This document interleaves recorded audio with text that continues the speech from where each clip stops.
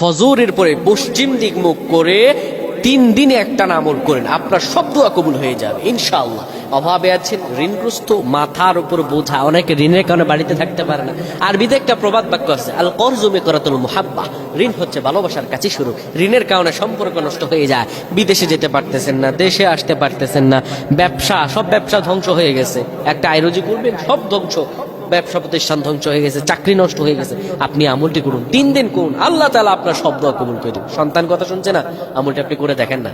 ফজরের পরে আপনি পশ্চিম দিক মুখ করবেন। অনেকেই কেবলামুখী হই না, এভাবে ওভাবে আমল করি, এই জন্য হয়তো আল্লাহ কবুল করেন না। কিন্তু আমলের একটা নিয়ম আছে, প্রত্যেকটা জিনিস একটা নিয়ম।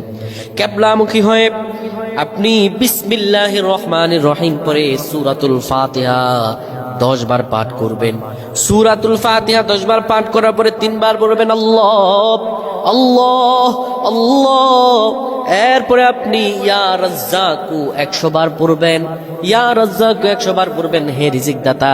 এইভাবে যদি আপনি পড়তে পারেন, আল্লাহ রাব্বুল আলামিন আপনার ভাগ্য খুলে দিবেন, আপনার রিজিক খুলে দিবেন, আল্লাহ তাআলা আপনার সব দোয়া কবুল করে নেবেন। আল্লাহুম্মা আমিন।